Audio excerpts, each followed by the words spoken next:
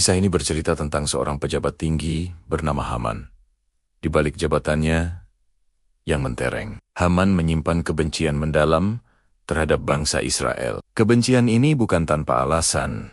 Ia adalah keturunan Agag, raja suku Amalek, musuh bebuyutan Israel sejak zaman dahulu. Dalam kesombongannya, Haman menuntut semua pejabat kerajaan untuk tunduk dan menghormatinya. Namun, ada satu orang yang menolak. Namanya Mordekhai, seorang Yahudi. Ketika para pejabat lain melaporkan pembangkangan Mordekhai, Haman tidak hanya ingin menghukumnya. Amarahnya meluap menjadi niat jahat untuk memusnahkan seluruh bangsa Yahudi di seluruh kerajaan Ahasweros. Dengan liciknya, ia berhasil mendapat persetujuan Raja Ahasweros. Sebuah titah mengerikan pun disebar ke seluruh penjuru negeri.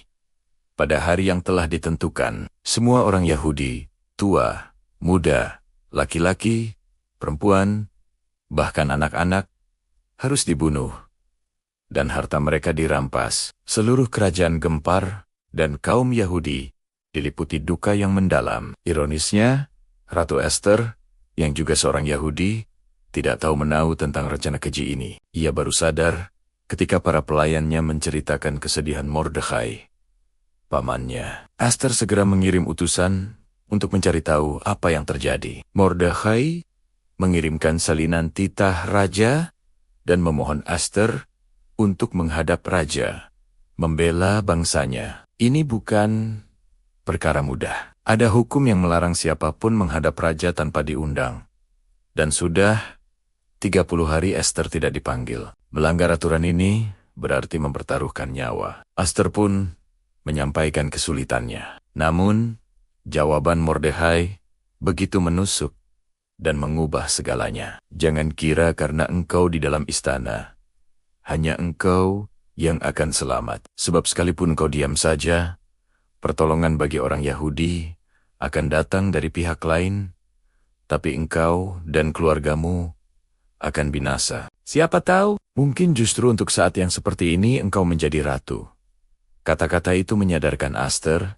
Dengan iman yang luar biasa, ia mengambil keputusan berani. Ia meminta seluruh kaum Yahudi di Susan untuk berpuasa bersamanya selama 3 hari. Kemudian aku akan masuk menghadap raja, katanya. Walaupun itu melanggar hukum, kalau terpaksa aku mati, biarlah aku mati. Dengan mempertaruhkan nyawanya, Esther menghadap raja. Ajaibnya, Raja Ahasweros berkenan dan mengulurkan tongkat emasnya, tanda bahwa Esther diterima. Alih-alih langsung menyampaikan maksudnya, Esther dengan bijaksana mengundang raja dan Haman ke sebuah perjamuan. Di sana, raja kembali bertanya apa permintaan Esther. Namun, Esther hanya meminta mereka untuk datang lagi ke perjamuan esok harinya, di mana ia akan mengungkapkan segalanya. Malam itu, Raja Ahasweros tidak bisa tidur. Ia meminta catatan sejarah kerajaannya dibacakan. Tiba-tiba, ia teringat bahwa Mordekhai pernah menyelamatkan nyawanya dari sebuah rencana pembunuhan, namun belum pernah diberi penghargaan. Sementara itu, Haman yang baru saja pulang dari perjamuan Esther merasa sangat terhormat. Namun, pertemuannya dengan Mordekhai di jalan yang lagi-lagi menolak tunduk padanya membuatnya sangat marah. Atas saran istri dan teman-temannya, Haman membangun tiang gantungan yang tinggi untuk menghabisi Mordekhai keesokan harinya. Pagi-pagi sekali, Haman datang menghadap raja untuk meminta izin menggantung Mordekhai. Tapi sebelum ia sempat bicara, raja justru bertanya, apa yang harus dilakukan untuk menghormati orang yang sangat berkenan di hati raja? Haman, yang mengira orang itu adalah dirinya sendiri, dengan sombong menyarankan agar orang itu diarak keliling kota dengan pakaian dan kuda raja sambil diumumkan penghormatannya. Betapa terkejutnya Haman ketika raja memerintahkannya untuk melakukan semua itu bagi Mordekhai. Dengan terhina, Haman harus menghormati musuh bebuyutannya sendiri. Ketika Haman menceritakan ini kepada keluarganya, mereka berkata, jika Mordekhai adalah orang Yahudi, engkau tidak akan bisa melawannya. Engkau pasti akan kalah.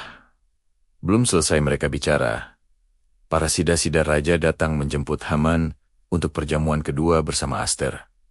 Di perjamuan itulah Aster akhirnya membuka semuanya. Ia mengungkapkan bahwa ada seseorang yang berencana memusnahkan dirinya dan bangsanya. Raja Ahasuerus murka dan bertanya, "Siapa orang itu?" Dengan gemetar, Aster menunjuk. "Orang jahat ini adalah Haman." Raja keluar ruangan dengan amarah yang membara. Haman yang ketakutan memohon ampun pada Ester. Saat raja kembali dan melihat Haman merebahkan diri di dekat Ester, ia salah sangka dan mengira Haman akan menyerang ratu. Tanpa pikir panjang, raja memerintahkan agar Haman digantung pada tiang yang telah ia siapkan untuk Mordekhai. Setelah kematian Haman, seluruh hartanya diberikan kepada Aster, dan Mordekhai diangkat menjadi pejabat tinggi. Namun, masalah belum selesai. Titah pemusnahan kaum Yahudi tidak bisa dibatalkan. Aster sekali lagi memohon kepada raja. Akhirnya, raja mengizinkan Mordekhai untuk menulis titah baru yang memberikan hak kepada orang-orang Yahudi untuk membela diri dan melawan siapapun yang menyerang mereka pada hari yang telah ditentukan. Ketika hari itu tiba, kaum Yahudi berhasil mengalahkan musuh-musuh mereka. Kisah Aster adalah bukti luar biasa tentang kedaulatan Tuhan. Bagaimana ia mengatur setiap detail, menempatkan orang yang tepat di waktu yang tepat untuk menggenapi rencananya. Mungkin kita tidak selalu mengerti apa yang sedang Tuhan kerjakan dalam hidup kita. Tapi seperti Aster, kita dipanggil untuk percaya dan taat. Mungkin saha kita ditempatkan dalam situasi kita saat ini, di pekerjaan kita, di keluarga kita. Justru untuk saat yang seperti ini, keberanian Aster mengingatkan kita pada janji bahwa Tuhan turut bekerja dalam segala sesuatu untuk mendatangkan kebaikan bagi mereka yang mengasihi Dia. Terima kasih sudah menonton. Jangan lupa untuk like, subscribe, dan bagikan video ini jika kalian merasa terberkati. Sampai jumpa di video berikutnya.